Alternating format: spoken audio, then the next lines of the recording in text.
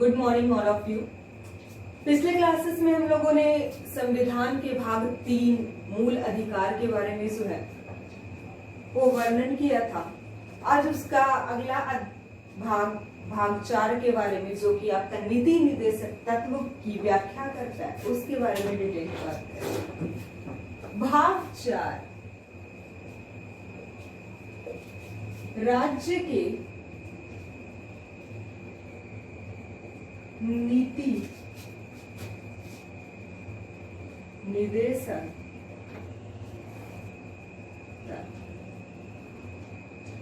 ये आपके संविधान के अनुच्छेद 36 से लेकर 51 तक में इसकी व्याख्या की गई। सबसे पहले हम लोग ये समझते हैं कि ये राज्य के नीति निर्देशक तत्व हैं क्या और इन्हें कहां से लिया गया। तो भारतीय संविधान के राज्य के नीति निर्देशक तत्व को आयरलैंड के संविधान से लिया गया। आयरलैंड के संविधान से क्यों लिया गया? क्योंकि सबसे पहले जब होम रूल शासन जो है ये चलाया गया था आयरलैंड में, सबसे पहले होम रूल लीग की स्थापना भी जो है आयरलैंड में की गई थी, जिससे प्रेरित होकर भारतीयों ने भी होम रूल लीग की स्थापना की थी और होम रूल आंदोलन जो है वो चलाया था। तो जब आयरलैंड में होम रूल आंदोलन चलाया गया तो वहां के नागरिकों के द्वारा सरकार को कुछ उत्तरदायित्व दिया गया, यानी कुछ उन्हें भी काम दिया गया कि आप लोगों के कल्याण के लिए, अपनी प्रजा की भलाई के लिए कुछ काम करेंगे, जिसे राज्य के नीति निर्देशक तत्व का नाम दिया गया। वहीं से जो है ये राज्य का नीति निर्देशक तत्व डेवलप होता है, जिसे बाद में भारत के संविधान निर्माताओं ने इसे भारत के संविधान में इंक्लूड किया था। भाग 4 में राज्य के नीति निर्देशक तत्व की व्याख्या की गई है, जो कि आपके 36 से अनुच्छेद 36 से 51 तक इसमें चर्चा मिलती है। अब इसके अनुच्छेदों को हम विशेष जो है डिटेल में बात करते हैं। तो सबसे पहला अनुच्छेद है आपका अनुच्छेद 36। अनुच्छेद 36 में राज्य को परिभाषित किया गया, यानी राज्य की परिभाषा जो है वो दी गई है आपके अनुच्छेद 36 में। जिस तरीके से हम लोगों ने मूल अधिकार में राज्य को पढ़ा था, यानी राज्य का शाब्दिक अर्थ आपका था राज्य सरकार, केंद्र सरकार या सरकार के अधीन कार्यरत कोई भी निम्न स्तर या उच्च स्तर का व्यक्ति, जिसके खिलाफ हम लोग जो है मूल अधिकारों के लिए, यानी जब उन व्यक्तियों के द्वारा मूल अधिकार का हमारा हनन होता है तो उनके खिलाफ हम न्यायालय में चुनौती दे सकते हैं, न्यायालय में केस दर्ज कर सकते हैं, वो आपका था मूल अधिकार। बिल्कुल उसी तरीके से यहाँ पे राज्य के नीति निर्देशक तत्व किन लोगों पे लागू होता है, वो उसकी परिभाषा आपके राज्य के रूप में अनुच्छेद 36 में की गई।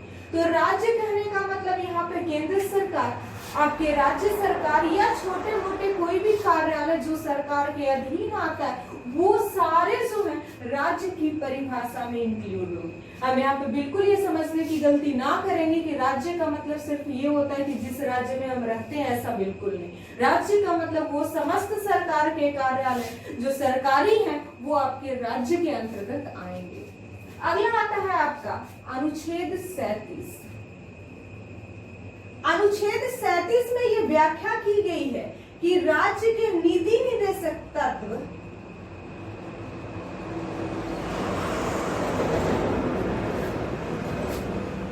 राज्य के नीति निर्देशक तत्व न्यायालय द्वारा परिवर्तनीय नहीं है।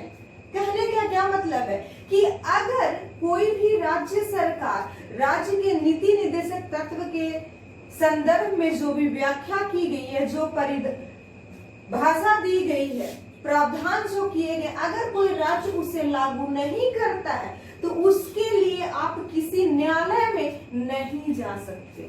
जैसे हमने मूल अधिकार में पढ़ा था कि अगर हमारा मूल अधिकार जो है कोई छीनता है या उसे कोई राज्य सरकार लागू नहीं करता या हम उसे लागू करने उसे कम या ज्यादा करता है तो हम न्यायालय में चुनौती दे सकते थे, लेकिन जब नीति निर्देशक तत्व किसी राज्य की मर्जी पे छोड़ दिया गया कि अगर किसी राज्य की इच्छा है तो वो उसे लागू करे और उसकी अगर इच्छा ना होगी तो वो नहीं भी लागू कर सकता है, जिसके बारे में हम आगे डिटेल जो है पढ़ने वाले। यानी राज्य के नीति निर्देशक तत्व को लागू करवाने के लिए आप न्यायालय की शरण नहीं ले सकते। ये आपका अनुच्छेद 37 जो है वो व्याख्या करता है। अगला है आपका अनुच्छेद 38।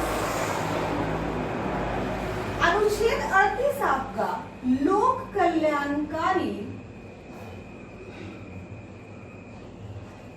राज्य की व्याख्या करता है। यानी राज्य सरकार जो होगा या जो भी सरकारें होंगी वो इस तरीके का समाज का निर्माण करेगा कि वो लोगों की कल्याण, उसके भलाई के लिए हो।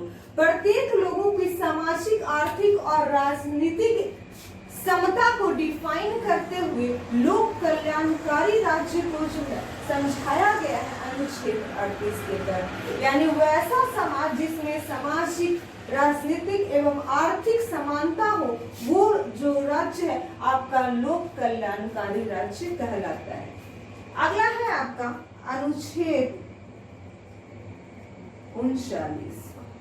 इसमें व्याख्या की गई है कि वैसे नीति निर्देशक तत्व जिसे राज्य जो है वो लागू करेगा या नहीं करेगा। कहने का क्या मतलब है, अनुच्छेद 39 जो आपकी व्याख्या करता है कि ये राज्य की मर्जी पे छोड़ा गया है कि किस नीति निर्देशक तत्व को, यानी किस अनुच्छेद के किस व्याख्या को राज्य अपनाता है या किसे छोड़ देता है, ये उसकी मर्जी पे डिपेंड करता है। इसी अनुच्छेद 39 के तहत जो है आपका राम राज्य की व्याख्या की गई है, जो कि गांधी जी का स्वप्न था। यानी प्रत्येक व्यक्ति के लिए समान जो है सामाजिक, आर्थिक, राजनीतिक, धार्मिक न्याय जो है होना चाहिए, ये राम राज्य कहलाता है गांधी जी के शब्दों में। यानी एक तरीके से जो हमारे यहाँ पे ऊंच नीच, गरीबी, अमीरी, छुआछूत, अछूत, इस तरीके की जो सामाजिक बुराइयां हैं उन्हें हटा करके समाज में इक्वलिटी को रखना, राम राज्य को रखना और राज्यों पे ये छोड़ देना कि वो किस नीति निर्देशक तत्वों को अपनाएगा, इसकी व्याख्या आपके अनुच्छेद 39 में जो है वो किया गया है। अगला है आपका अनुच्छेद 40। अनुच्छेद 40 में पंचायती राज व्यवस्था का वर्णन किया गया है। यानी पंचायतों के बारे में विशेष वर्णन आपके अनुच्छेद 40 के अंतर्गत जो है वो किया गया है। अगला है आपका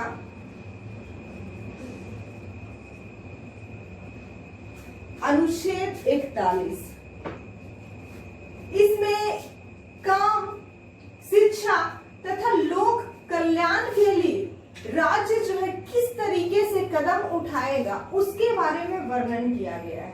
यानी कहने का मतलब ये है कि लोगों को काम मिले, उन्हें शिक्षा मिले, जो लोक कल्याणकारी कार्य होते हैं जैसे कि लोगों की भलाई के लिए जो काम होता है, उन सारी चीजों की व्याख्या जो है आपके अनुच्छेद 41 में किया गया है। जैसे आप लोगों ने पढ़ा होगा काम का अधिकार, सरकार की योजना भी चलती है मनरेगा के तहत जिसमें मजदूरों को जो है काम दिया जाता है। तो इस तरीके का प्रावधान कहाँ किया गया, तो ये आपके अनुच्छेद 41 के तहत लोगों को शिक्षा का, काम का, उसके अतिरिक्त लोक सहायता पाने का आदि जो है ये आपकी व्याख्या अनुच्छेद 41 करता है। अगला आता है आपका अनुच्छेद 42।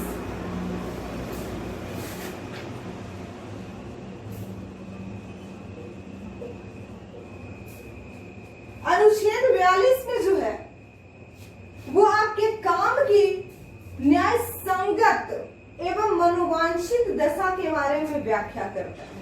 ये काम की न्याय संगत एवं मनोवांछित दशा कहने का मतलब क्या है? ठीक है, सरकार ने हमें जो है कोई काम करने के लिए दिया, तो हमें काम करने के लिए जो हमें वर्क प्लेस दिया गया है, जो कार्य स्थल है हमारा, ठीक है, वहां पे प्रॉपर लाइटिंग होनी चाहिए। अगर कोई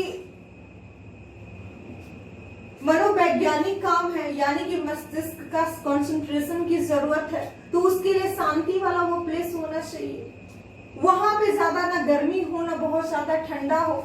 उसके लिए प्रॉपर जो कंडीशन होता है किसी भी काम को करने के लिए, उसे हम काम की न्याय संगत एवं मनोवांछित दशा के रूप में जो वो व्याख्या करते हैं अनुच्छेद 42 के तहत। उसके बाद है राज्य ये सुनिश्चित करेगा कि जो भी अधिकारी है, जो भी मजदूर है जिन्हें वो काम दिया गया है, उन्हें उनके काम के बदले में उचित पैसा जो है मुहैया कराया जाए, जिसके बारे में आपके अनुच्छेद 43 में कहा गया निर्वाह मजदूरी, यानी वैसी मजदूरी जिससे इंसान जो है अपने रोजमर्रा की जिंदगी को पूरा करने के लिए जो है उपयोग कर सके। यानी आप बेगारी ना किसी से करवाएं, बिना पैसों का या जबरन किसी से काम ना ले, इसके बारे में डिफाइन करता है आपका अनुच्छेद 43। यानी राज्य को ये कहा गया कि आप काम तो लेंगे किसी व्यक्ति से, लेकिन उसके बदले में आप उस व्यक्ति को जो है कुछ पैसा या सैलरी या फिर उसकी मजदूरी जो है उसे देंगे। उसके बाद आता है आपका अगला अनुच्छेद 44, समान सिविल संहिता।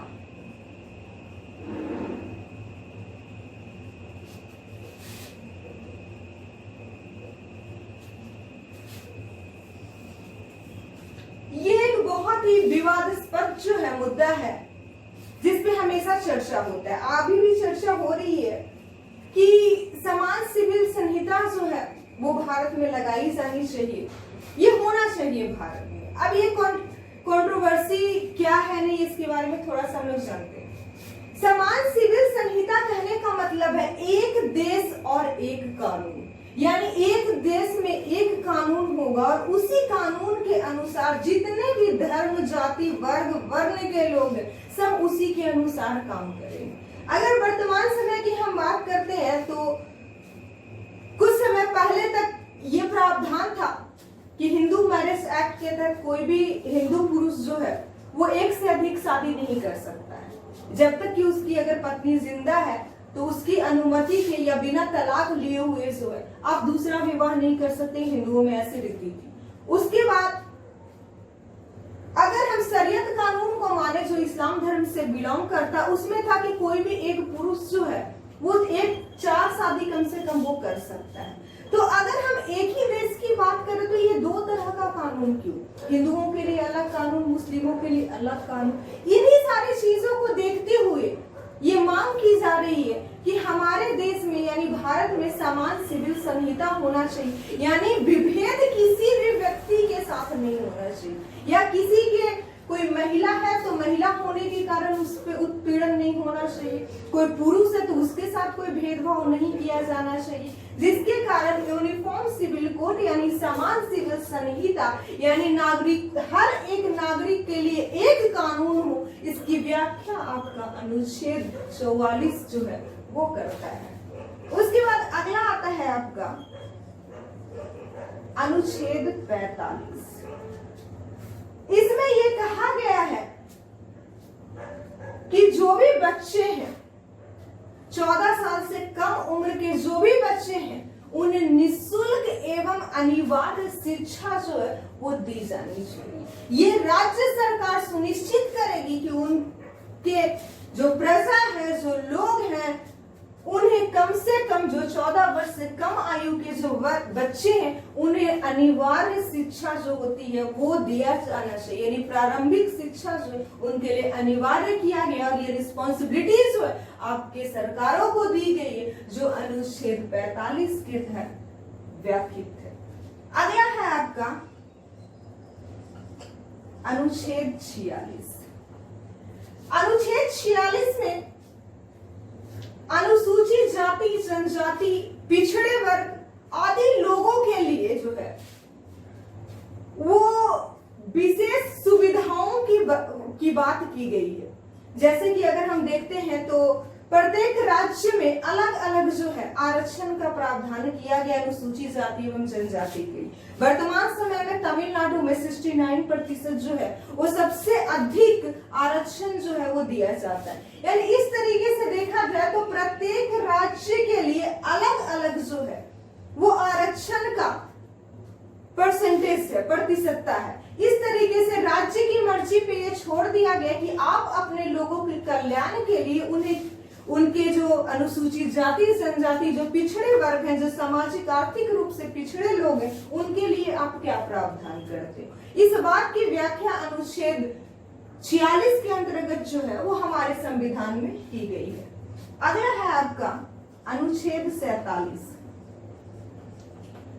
अनुच्छेद 47 के तहत राज्य ये सुनिश्चित करेगा कि उसकी जो प्रजा है, उसके जो लोग हैं, उनका स्वास्थ्य सही हो, उन्हें बेहतर पोषाहार मिले, बेहतर भोजन मिले, बेहतर सुख सुविधाएं मिले जीने का, ये आपका अनुच्छेद 47 सुनिश्चित करता है। यानी उनके स्वास्थ्य से संबंधित जो भी रूल्स रेगुलेशन बनाने का अधिकार है वो अनुच्छेद 47 के तहत किसी भी राज्य को या सरकार को दी गई। इसी के अंतर्गत आपका एक आता है मादक पदार्थों का निषेध।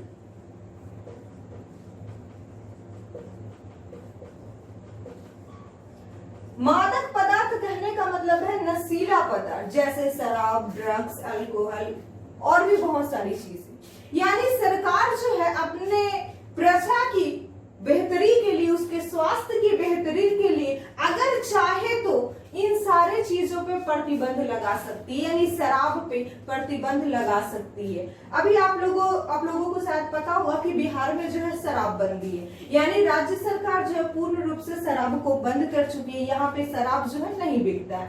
अब कहोगे आप लोग कि हमारे यहाँ पे तो खाना पीना जो है वो मूल अधिकार है, अब हम क्या खाएंगे नहीं खाएंगे ये भी सुनिश्चित सरकार थोड़ी करेगी। लेकिन हमारे संविधान के अनुच्छेद 47 ने सरकार को यह विशेषकर आपके राज्य की जो सरकार है उसे ये परमिशन दिया है कि आप अपने लोगों की स्वास्थ्य की भलाई के लिए अगर चाहो तो मादक द्रव्यों को बंद कर सकते हो। इसी अनुच्छेद को फॉलो करते हुए बिहार सरकार ने शराब बंदी की, क्योंकि ये राज्य का विषय है, राज्य इस पर चाहे जो भी कानून बना सकती है। इसीलिए अनुच्छेद 47 के तहत राज्य सरकार ने शराब बंदी जो है वो की है। और ऐसा नहीं है कि सिर्फ बिहार में ही शराब बंदी, अगर आप लोग देखें तो आंशिक रूप से राजस्थान में भी बंदी है और भी बहुत सारे जगहों पे जो है गुजरात में भी बंदी है, लेकिन आंशिक रूप से। ठीक है, दूसरी तरीके से उन्होंने भी अनुच्छेद 47 को फॉलो करते हुए मादक पदार्थों का जो है वो निषेध किया है। अगला आपका आता है अनुच्छेद 48।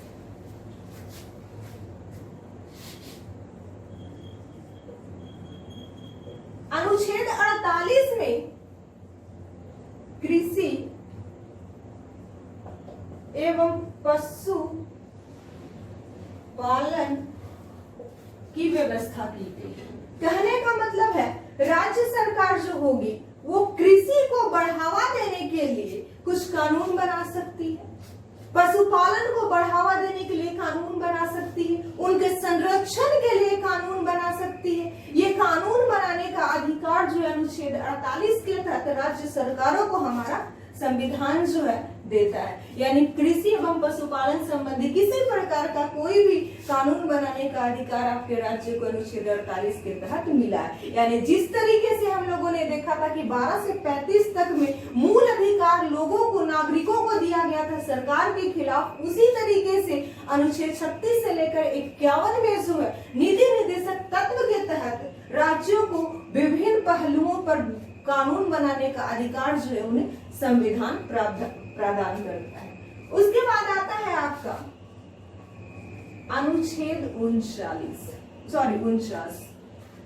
अनुच्छेद 49 के तहत विभिन्न जो हमारे यहाँ पे स्मारक हैं, यानी जो हमारे पुराने बने हुए किले, कुछ ऐतिहासिक जगह, ऐतिहासिक इमारतें, उनकी रक्षा करने का उत्तरदायित्व जो है वो राज्यों पे सौंपी गई है कि आपके यहाँ पे जो भी स्मारक हो, जो भी ऐतिहासिक प्लेसेस हैं उनको आप सुरक्षित करके संजो कर रखें, क्योंकि वो हमारे यहाँ पे ऐतिहासिक विरासत है जिससे हमें उसे देखकर अपने इतिहास के बारे में जानने, सीखने और देखने को मिलता है। इस उद्देश्य से अनुच्छेद 49 में जो है ये व्याख्या की गई है कि हमारे यहाँ पे जो स्मारक है उसके प्रबंधन एवं नियंत्रण का काम राज्यों को दिया जाए। उसके बाद अगला आता है आपका अनुच्छेद 50। अनुच्छेद 50 में कार्यपालिका का न्यायपालिका से पृथकीकरण की जो है वो चर्चा की गई है। अब ये क्या है ये जानिए। कार्यपालिका में आपके राष्ट्रपति, प्रधानमंत्री, मुख्यमंत्री, राज्यपाल ये सारे लोग आते हैं, ठीक है। उसके बाद न्यायपालिका यानी आपकी जो उच्चतम न्यायालय है, उच्च न्यायालय है, अधीनस्थ न्यायालय है, ये सारे जो है आपके न्यायपालिका के अंतर्गत आते हैं। तो कार्यपालिका के कार्य क्षेत्र में यानी कार्यपालिका क्या निर्णय देगी किसी केस पर। मान लो कोई केस चल रहा है उच्चतम न्यायालय में, वहां मुख्य न्यायाधीश या और न्यायाधीश जो उन्होंने उस पे कोई निर्णय दिया, तो उस निर्णय में कार्यपालिका का कोई हस्तक्षेप नहीं होगा। कहने का मतलब ये नहीं होगा कि प्रधानमंत्री या राष्ट्रपति के कोई सगी संबंधी हैं, उन पे अगर केस चल रहा है तो वो बीच में हस्तक्षेप करके कहेंगे कि नहीं ये तो मेरा सगा संबंधी, इसे आप छोड़ दीजिए, इसे कोई सजा ना मिले। यानी कि हमारी न्याय व्यवस्था जो वो बिल्कुल साफ सुथरी हो, उसमें किसी तरीके का कोई त्रुटि ना हो, इस चीज को ध्यान में रखते हुए हमारे संविधान निर्माता ने अनुच्छेद 50 के तहत कार्यपालिका का न्यायपालिका से पृथकीकरण कर दिया, यानी दोनों को अलग कर दिया। कहने का मतलब है कि ना तो कार्यपालिका के विषय में न्यायपालिका हस्तक्षेप करेगी, ना ही न्यायपालिका के विषय में कार्यपालिका जो है हस्तक्षेप करेगी। विशेषकर न्यायपालिका के लिए जो है ये अनुच्छेद जो है बनाया गया, क्योंकि न्यायपालिका का जो निर्णय होना चाहिए वो बिल्कुल स्पष्ट एवं बिना किसी लाग लपेट का होना चाहिए। ये नहीं कि मेरे ऊपर कोई प्रेशर है। कहने का मतलब राष्ट्रपति ये कहे कि नहीं तुम यही फैसला दो, नहीं तो तुमको पद से हटा दे। ये सारी चीजों को खत्म करने के लिए, इन सारी चीजों की प्रॉब्लम्स कभी आए ना, इसकी वजह से जो है आपका कार्यपालिका का न्यायपालिका से जो है पृथकीकरण यानी अलग जो है वो कर दिया गया। अगला आता है आपका अनुच्छेद 51। अनुच्छेद 51 के तहत अंतरराष्ट्रीय शांति एवं सुरक्षा की जो है वो व्याख्या की गई है। अंतरराष्ट्रीय शांति एवं सुरक्षा कहने का मतलब है कोई भी राज्य सरकार, कोई भी व्यक्ति या कोई भी संगठन कोई ऐसा काम ना करे जिसके कारण अंतरराष्ट्रीय यानी दूसरे राष्ट्रों के साथ, दूसरे देशों के साथ जो हमारी शांतिपूर्ण संबंध है उस पे आ जाए।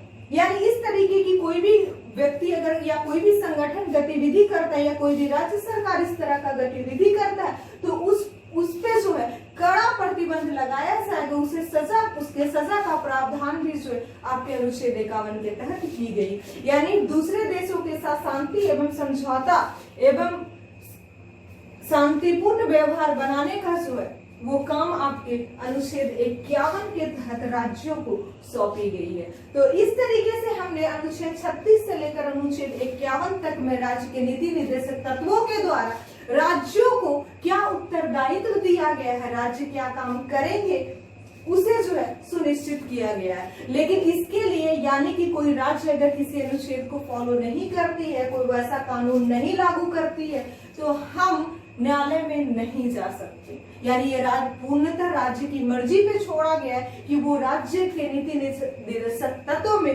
किस पार्ट को अपनाते हैं और किस पार्ट को नहीं। आप इसका एक बहुत अच्छा एग्जाम्पल अनुच्छेद 47 से समझ सकते हैं, क्योंकि मादक द्रव्यों का बिहार में जो है प्रतिषेध या निषेध किया गया, बाकी अन्य स्थानों पे नहीं है। यानी पूर्णतः यह राज्य की मर्जी पे है कि वो किस अनुच्छेद को लागू करती है और किसे लागू नहीं करती है।